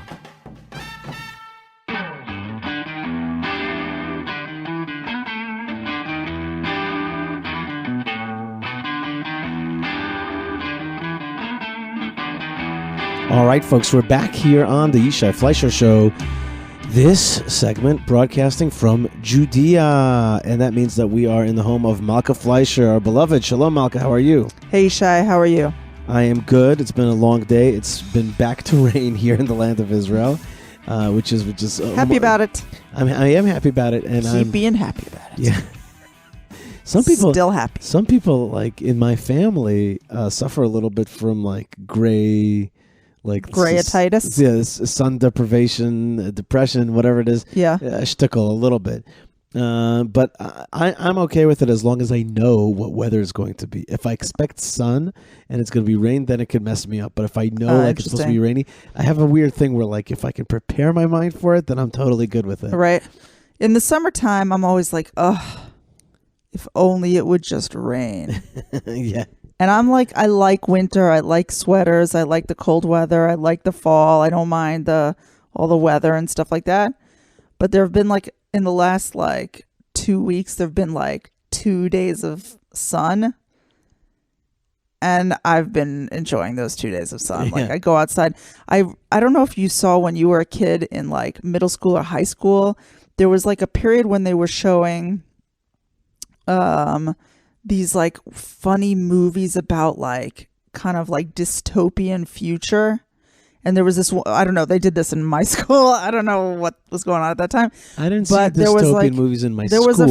There was a few like these little, I don't know. I think we were learning like books like 1984 and like things like that, books that were a little bit dystopian. So I remember one of the little movies we watched was about this like planet or something, this like situation in which the kids like the sun only came out like one day every like year or so, or maybe even less, and these kids were all at school. It was supposed to happen during that time, and then this one kid like got in a fight with some other kids, and they like locked this kid in the room, and exactly then like the sun came out, and the kid was gonna miss like the one day of sun for the whole year. And I remember this vision of the kid like playing with this like one sunbeam, this like one beam of light coming into the room from the sun. So that is not exactly what we're going through here, basically. But I would just want to say that like the what few kind of school rays. Did you go to? Like, what's that about? Public school in Sherman, Texas. Oh my God. But yeah, being out in the sun, I was like, Yeah. and I'm a person who burns very easily, but I was just like, I'm getting all the sun I can. I couldn't say this with Mike because he takes this stuff too seriously with Rabbi Mike. Yeah. But I was thinking about making it like, it's been really raining a lot here in the land of Israel. We had many years of drought, and now we're having these years of incredible. like plenty. And I just wanted to make a sticker which said, "Global warming is good for me," or "good to," or "Global warming has been good to me." Nobody really. Do you think that would be funny? Global warming's been good to me. You think? Yeah, I don't know. Some people don't have a sense of humor about that's that what I'm stuff. saying. That's exactly what I'm saying. That's what I'm saying. Indeed. It's not a laughing matter, I guess, but it was a little bit funny. Anyway, speaking of the children. Yeah.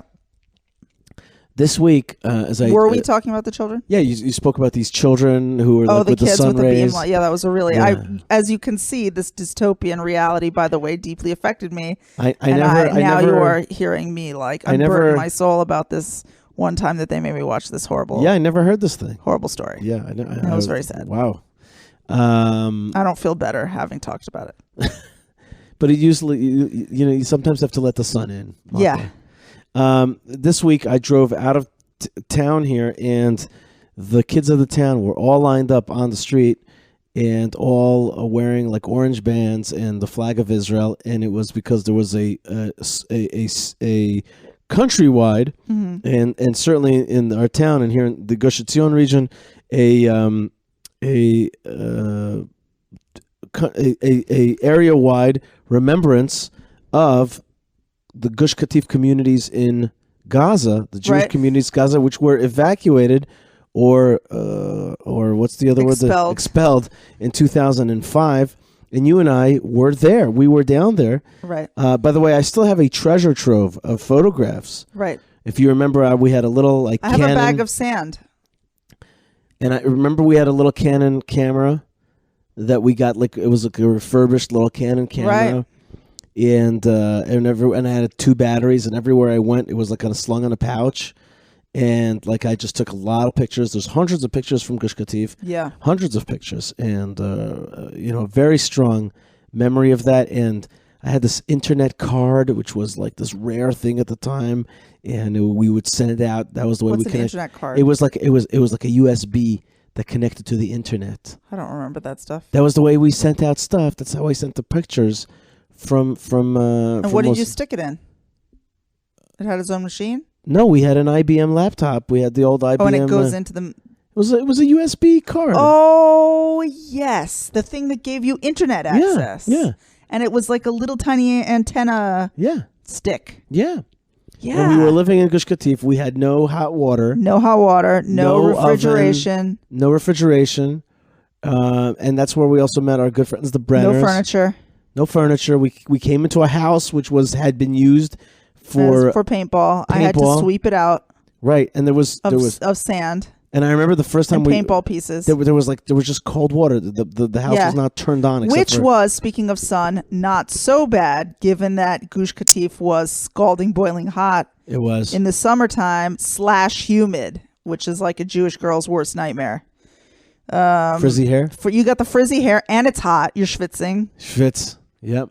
So it's rough. But what wouldn't you give back to? What wouldn't you give to Schwitz again? Yeah, I would love to go beloved, Schwitz beautiful again Gush Katif. Gush Katif. And one of the sunny days, one of the few moments of sunny day this week was when the kids went out and did this like Gush Katif remembrance thing.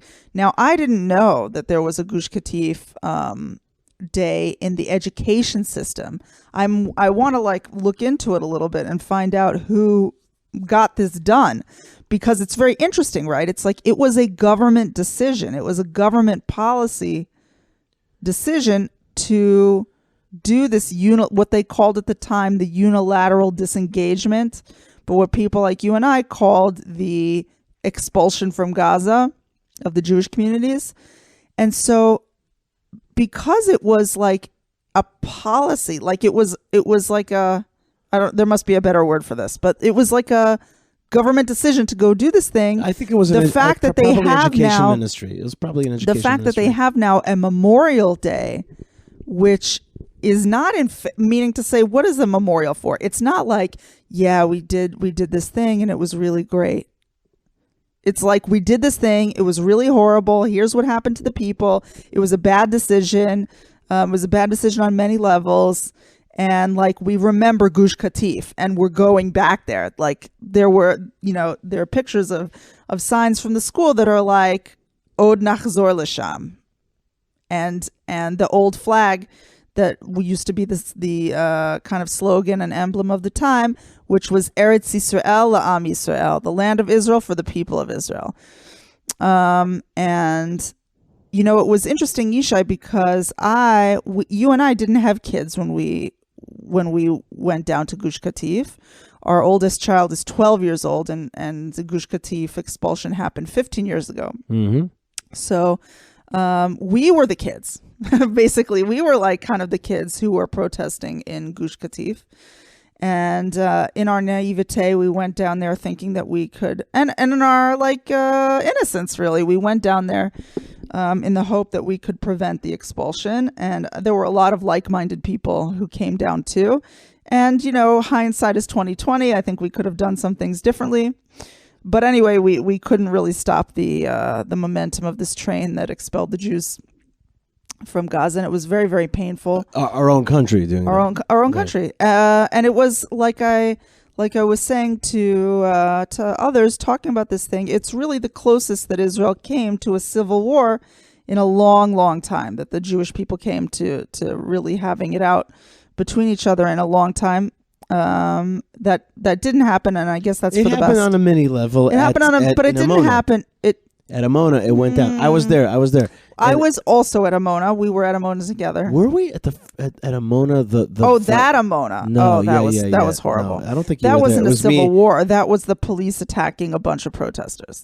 It was right after Gush Katif, and it was. That was horrible. Lot of people I was not at Amona. I was at Kfar Maimon. I got confused. Yeah. No. It was me and me and Ezra Levi. That was terrible. terrible. We were at Amona. It was a terrible you thing. and Brian. What's his name? Not Bebchik. I can't remember his name. Anyway.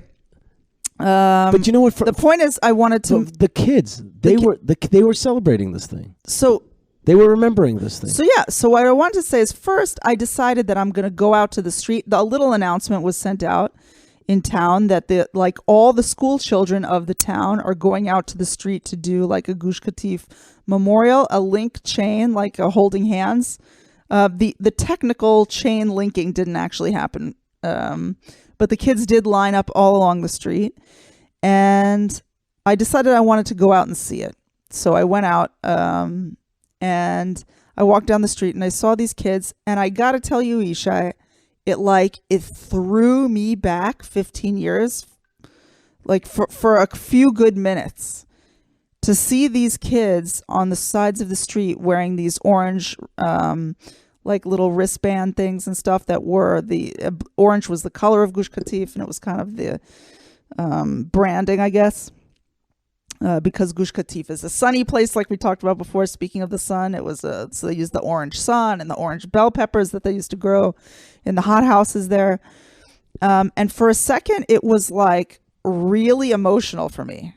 For about 60 seconds, I really held back a big lump in my throat, seeing these kids on the street, because it really reminded me of like the optimism and the goodwill of tens and tens of thousands of young Jewish kids who did this all summer long, the summer that Gush Katif was expelled, in the hope that they could take their voice to the street and have it be heard and somehow stop this horrible plan from going down. And so seeing these like sweet kids, and they're cheering, and they're like Am Yisrael, and they're all positive, and they're wearing these like exactly the same like little cloth tied onto their hair and onto their wrists and onto their foreheads, and like it was like whoa. And it was complex for me because, like I said, it was at first it was like really beautiful. You know what I mean? It was like these kids, like they believe in their own voice, and they believe in the power of the Jewish family, and they believe that they can have an influence on the government, and they are out there because they don't think it's a waste of their time.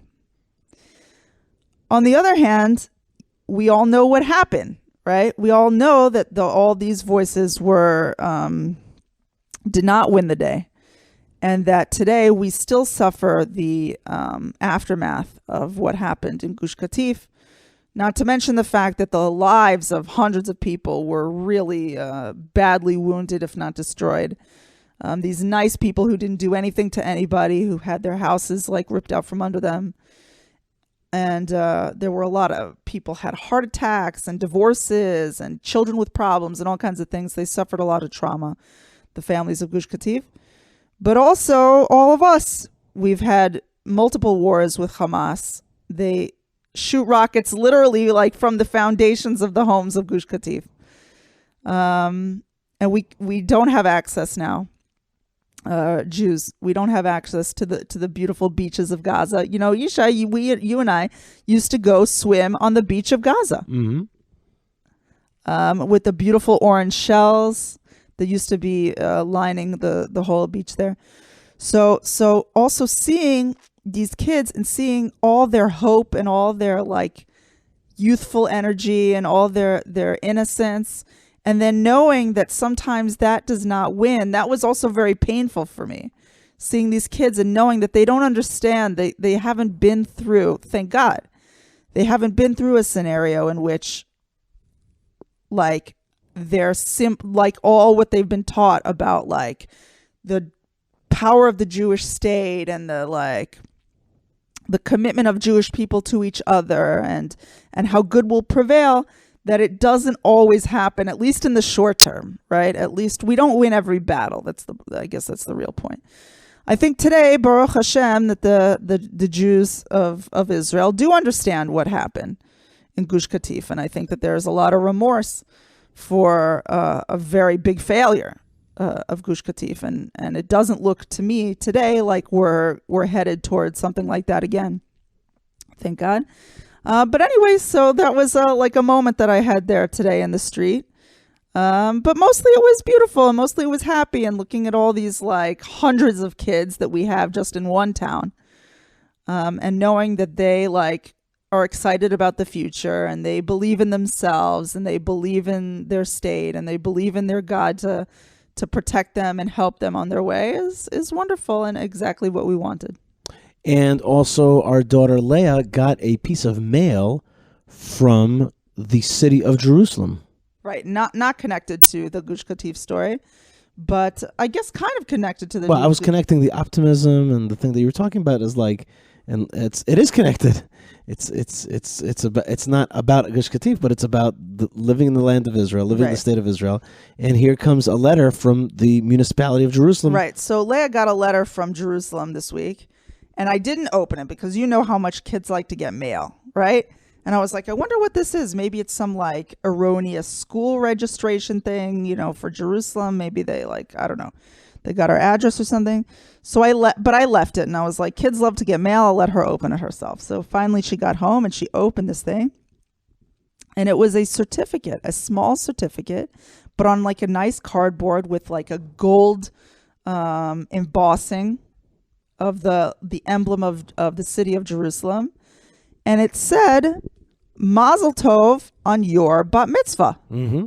That in our records, it shows that you have come to the age of mitzvot, 12 years old for a girl, right? And they had her birthday, they had her name, and they had her birthday. And they like wished her a Mazel Tov on her bat mitzvah. It was a certificate of Mazel Tov. And I thought that was the cutest thing. And they included in the along with the certificate, a pamphlet explaining that they are keeping a record of every person born in Jerusalem. Mm-hmm. And I was like, wow. I mean, that was just like such a beautiful, happy, proud. And it was kind of like a form letter, right? It was like even a form document. I mean, it did have my daughter's name printed on it and her birthday printed on it. So it was customized for her, but it was like came from the office, you know, and I guess they mail all these things out all the time to different kids. But I just thought to myself, wow, the city of Jerusalem has on record that my daughter was born in the city of Jerusalem. And it wishes her a mazel tov that she's come to Gila mitzvot, that she's come to the age of adulthood, of being a bat mitzvah. And I just love that. That made me so proud. Nice. Amazing. What else, Malkah? What else is on your radar screen? Well, I just wanted to say that I wanted to wish you a mini mazel tov, Yishai, because I know that you had a big event this week. You had some important congressmen in Hebron. It's true. I had both Congressman Representative Mike Johnson from Louisiana, Republican, and also Jim Jordan from Ohio. And he's a Republican. They're also kind of a staunch defender of President Trump. And I took them. They were actually part of the Yes Israel Project tour, which did a lot of things, including Shiloh and the City of David and the Mount of Olives and the Temple Mount and all kinds of. And they met with Prime Minister Netanyahu. A lot of stuff. But along the way, I had them for a few hours under my kind of control, and that was under your wing, under my watchful eye of showing them really the story of Israel. And first, I took them to the famous Chavat Ma'on, which is the Ma'on farm, part of the Ma'on community, into the southern Hebron Hills. We met there a great butcher who's also a land, what's his name? A land homesteader. And he's got cows and he's got goats and he's a shepherd and he does all this stuff. And he's also a 10th generation Jewish butcher. What? Sephardi. He's his 10th generation his butcher? grandfather was the Iranian Jews' number one butcher. He was like butcher for the king type of thing, whatever it is. Butcher for the king. Something like that. Which is a great book title. Right. Kind of. And then Butcher for the king. It's a little bit of an angsty story. Yeah. Sort of like Romeo and Juliet, but everyone lives. Right, but Jewish. Here we go. And he was Jewish, and he's very Jewish, and he's got another side which is from Syria, but he grew up in Texas. Wow. Anyway, so I mean, the best thing is we went to their beautiful Moroccan style synagogue with lamps from the Sinai, and what do you mean lamps from the Sinai? They there's these Moroccan style like Marrakesh type lamps that they went down to Sinai to buy them because they're so beautiful. And then from there we went on the kind of not 4-wheel drive, but we went on the rough vehicles, the tough vehicles out into the desert just to show them where the edges of the desert and where David shepherded his flocks. And the best part about it is that one of the vehicles was a big Dodge Ram. Ooh, and they were like, yeah. and I'm like, America is helping us settle this land. Look at that Dodge Ram with 2 shofars. Okay. Nice. Okay. And they were like, hell yeah. And then from there we went to Hebron. And we went to the museum in Hebron. We went to see the wonderful story of the Jewish people's 3,800 years of presence. We gave them lunch. We fed them lunch. I organized the lunch for them, and then took them into the tomb of the fathers and mothers. I forgot to mention, by the way, that both of these representatives, these congressmen, had their wives with them as well. That's nice. Polly Jordan and Kelly Johnson. And when I took him into the tomb of the fathers and mothers and told them about the fathers and the mothers together, they really choked up. They got teared up. So that was really great. I really feel quite honored.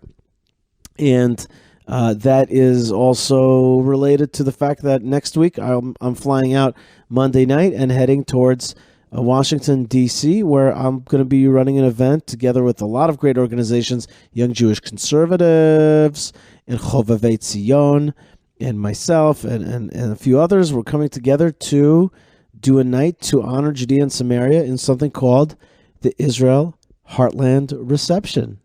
The Israel Heartland Reception at CPAC. Slogan is, I heart Israel's heartland. That's cute. I'm excited. And so Wait, is it gonna be food there? There's gonna be some sushi, and my gosh, there's gonna be a lot of snacks from Eretz Yisroel. What, like Beastly? Yeah, Beastly and Bamba. Ooh, yeah. So for those people with the peanut allergy, don't be in the room. We're gonna have that. I'm gonna have a video. We're gonna have speakers. We're gonna have a prize. We're gonna have a great prize. Time. Yes, beautiful prize. Nachman Mostovsky from Chovevei Tzion just made this gorgeous prize. What does it look like? I gotta show it to you. It's quite creative, and just going to be a nice prize. We're going to be giving it to Mark Meadows, very famous congressman from the so-called Freedom Caucus. And anyway, it's going to be really neat, and everybody's invited to join up by joining. And the way you do it is by I'm going to put it up on my Facebook page immediately, and people can sign up. But basically, it's Thursday night, 6 p.m., Residence Inn at National Harbor, Maryland, close to Washington, D.C., right outside of CPAC. Going to be a really neat event. I'm excited. Neat. Yeah, I'm excited. So that's great. So thanks for that. Congratulations. Anything else, Malkah, on your radar? Well, I think that's the really good stuff. Mm-hmm. I have also on my list that we're supposed to talk about a new phenomenon of health awareness control here in the state of Israel, which is the new seemingly law about how Israel displays its cigarettes. Yeah, it's not maybe a big topic but I was just pretty amazed. I went into a gas station recently. And, our gas stations have these little stores attached Everyone to them. has them. In America, we Yishai, it makes me feel old, but I feel like we've been in Israel so long that we've seen so many different changes. Like, it used to be that you would go to the gas station, and at the gas station, you could really only get gas. Sometimes you could also get bottles of water or coals for your mangal, for your little barbecue. But that was basically it. And since we've made Aliyah, which was in 2003, Israel has reinvented its gas getting. And it's basically like the American system where you have all these little convenience stores attached to the gas station. Anyway, now cigarettes are not displayed that you can see them anymore. They're behind this flip down cover. You got to push down the flippy cover on springs in order to reach the cigarettes. And people have to kind of they kind of have to say, I want Marlboro Lights or whatever it is. Now, I'm going to admit something that is not always something that people love to hear, but in my life, I had periods of time that I smoked cigarettes. I come from my father was a cigarette smoker, and it's a very unhealthy thing to do, and I'm 100%. Do not do it, children listening to the show. No, it's just... It will make you stinky. Minimally, it'll make you stinky, but maximally, it'll make you die, and it's just not a good thing. But I was just amazed at the level of they really wanted to crack down on this thing. Yeah, it's a whole different thing. And I haven't been in America since this summer, but I venture to say that Israel is more hardcore than America is now about cigarettes. We have a local liquor store. I don't like the word liquor store because it makes it sound shady. I'll call it a alcoholic beverages for Shabbos store. Maybe the word liquor is not a bad word. I know, but it just feels weird. What weird. about wine and spirits? Okay. Yeah, wine and spirits. Spirits. What's wrong with No spirits? one ever asks for, do you have any spirits? But you go into a wine and spirits store. All right. So anyway, there's a local wine and spirits store. I can't believe you said that. Yeah. Anyway, yeah. And I because I go in there sometimes, so I know the... Let's just tell the truth. You go in there to buy me liquor. I buy you alcohol for your Sabbath. And plus you're overly sharing in the shul. So then we run out of alcohol very fast. Right. Well, again, because I talked about in the last part of the show that I go to this Chabad shul, Shabbat morning after shul, we kiddush. Yeah, we sit down. You save some l'chaims, but we sit down for an hour, okay? Yeah. We sit and schmooze for an hour, and that's one of my favorite things about my whole Shabbat here. So there's a really cool guy who works at the alcohol store. His name is Yehuda, and his head is shaved on both sides, except for the middle is left like a mohawk, but it's not like the mohawk of the 80s that stands straight up. It's like Israeli mohawk, which is they leave it long and then they put it in this bun type of thing. So you look a little bit like a samurai. Maybe it's called a samurai haircut. I don't know. But anyway, the guy is named Yehuda and he's got the samurai haircut, but he's like a real Jewish guy. You know what I mean? At the same time. So I go in there. I'm like, hey, Yehuda, what's up? And we talk about stuff and he's married. And he lives in Tekoa, and I talked about a parenting class I went to one time. We talk about stuff sometimes because the alcohol store is not always so full. Anyway, one time I went to check out, and I see this accordion thing over the top of where I remember the cigarettes to be, which I never ever buy, but I notice them there all the time. Right. So I'm like, dude, Yehuda, what's going on with the cigarettes behind you? And he's like, look at this. He opens it up. It is, everything looks the same. You can't even tell what you're looking at. There's many little cartons, just like you like the little cigarette packs. The packs themselves. The packs are all there. They're all displayed there, except you can't exactly see them. All you can really see is what's printed on them. Every pack of cigarettes now for sale in Israel has a giant full size, meaning to say it covers the entire top to bottom of the cigarette pack, a big warning about how you're about to die and how horrible this is for you if you're going to buy this thing. And all of those warnings are identical. So it's from top to bottom. All the packs are displayed top to bottom, right? So you're just looking at a huge wall of many tiny warnings about not smoking. And you can't see the brands even. Like I wouldn't know if I was born yesterday and I opened the thing and I saw the thing. I wouldn't know it was cigarettes. But B, I wouldn't have no idea what's a Camel cigarette. What's another brand? Marlboro cigarette. Parliament. Okay, very good. Yishai, kol hakavod. So I would have no idea. You know what I mean? That's like a big. I remember from growing up in America, like the branding and the logo or whatever, that's a big part, and the colors and everything. Right. That's like a big part of the advertising of cigarettes, but you're not you can't see any of that anymore. Right. Altogether. So Israel's really trying hardcore.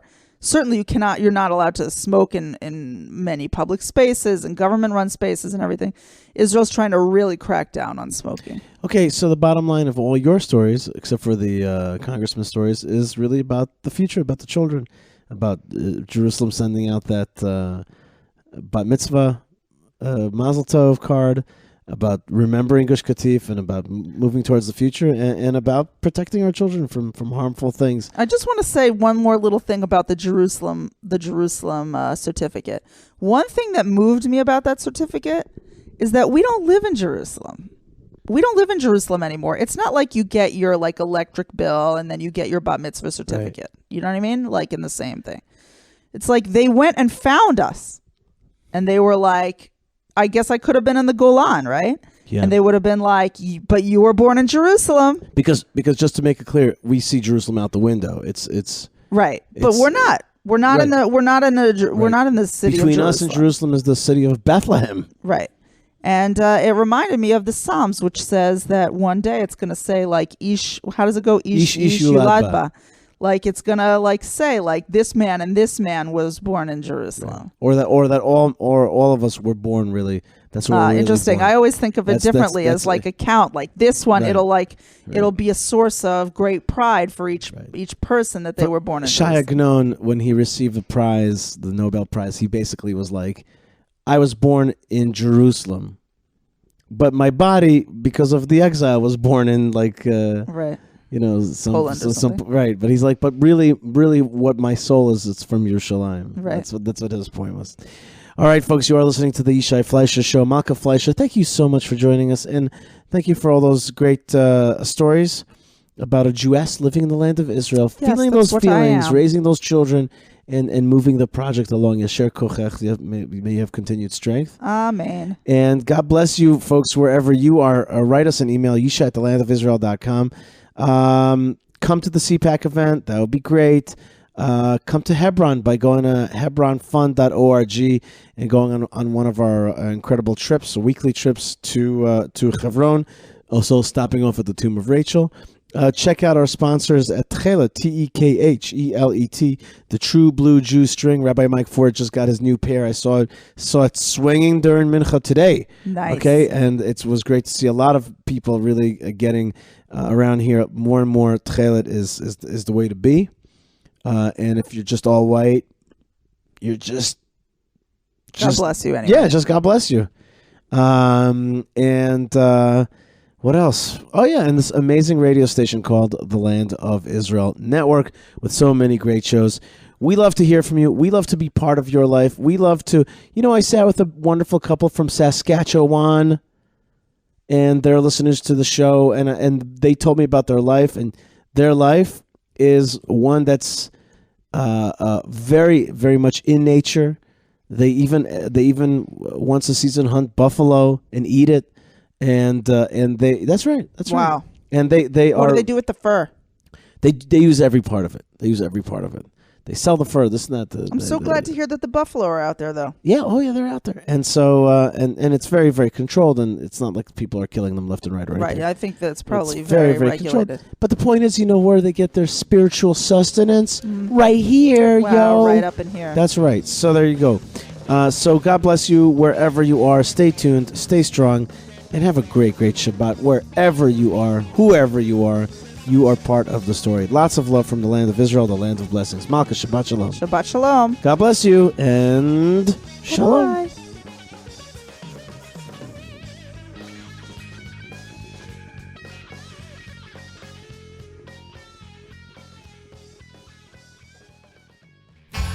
Hi, this is Eve Harrow, host of Rejuvenation on the Land of Israel Network.